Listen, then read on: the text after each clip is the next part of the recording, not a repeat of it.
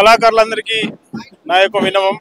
మాది కామారెడ్డి జిల్లా. నా పేరు దేవరాజ్. నా పక్కన ఉన్నది వెంకన్న, నా పక్క ఇంకో పక్కన ఉన్నది అన్నగారు శంకర్ గౌడ్ గారు. మరి మేము గత 10 సంవత్సరాల నుంచి మరి త్యాగం చేసి ఆటలాడి పాటవాడి ఎంతో నష్టపోయాం. మరి కేసీఆర్ ప్రభుత్వము మరి కళాకారులకు మరి పాట లేని ఆట లేని కళాకారులకు మరి జాబులు ఇచ్చింది. మేము కష్టపడి పనిచేసే వాళ్ళకు జాబులు ఇవ్వలేదు. ఎందుకు ఇవ్వలేదని మేము ప్రశ్నిస్తున్నాం. కనీసం ఈ ప్రభుత్వం అన్న మాకు దయదలిచి మాకు జాబుల విషయంలో మరి రేవంత్ రెడ్డి గారు ఒక హృదయంతో మాకు జాబులు ఇవ్వగలరని కోరుచున్నాం.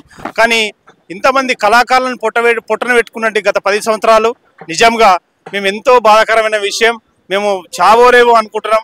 మా భార్య పిల్లలతో మరి ఎక్కడ పోయినా కానీ మరి డబ్బులు లేక మరి బిచ్చగాళ్ళు లేక అడుక్కు తినుకుంటూ వస్తున్నాం. మరి కళాకారుల ఘోష మరి ఎప్పుడు వినకు ప్రతి ఒక్క మంత్రికి కూడా మేము వినతి పత్రం అందజేసినాం.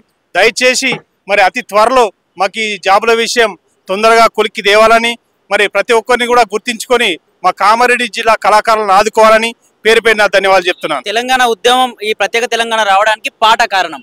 ఈ పాట పాడే కళాకారులను ప్రభుత్వాలు పట్టించుకోకపోవడం దీన్ని ఎట్లా చూసుకోవచ్చు? కళాకారులు నిజంగా అవసరమైనప్పుడు కళాకారులను వాడుకున్నారు. అవసరం అయిపోయింది, కళాకారులను వాడటం లేదు. కానీ తెలంగాణ రావడానికి కారణం కేవలం కళాకారులు లేనిది అసలు తెలంగాణ రావడం అనేది అసంభవం. కాబట్టి ప్రతి ఒక్కరు కూడా ఒకసారి ఆలోచన చేయాలి ఈ విషయంలో.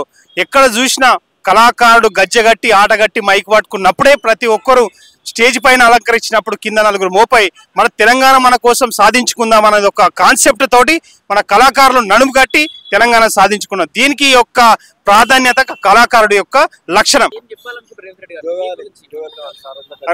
మరి గౌరవనీయులు రేవంత్ రెడ్డి గారికి మరి మేము చెప్పదలుచుకుంది ఏంటంటే నిజంగా మరి కళాకారులం మరి ఎంత ఘోష పోతున్నాం అనేది ఒకసారి అర్థం చేసుకొని మా కళాకారులు ఇకనైనా మాకు జాబులు ఇప్పించి మీకు దయదలిచి మాకు జాబులు ఇప్పించి నిజంగా మా సారథిలో జాబులు కల్పించగలరని మేము మనస్ఫూర్తిగా కోరుకుంటున్నాం. మరి గత ప్రభుత్వము చేసినటువంటి మోసానికి మరి మీరు దయదలిచి మాకు కళాకారులను ఆదుకొని సారథిలో మాకు జాబులు ఇప్పించగలరని మేము మనస్ఫూర్తిగా కోరుకుంటున్నాం.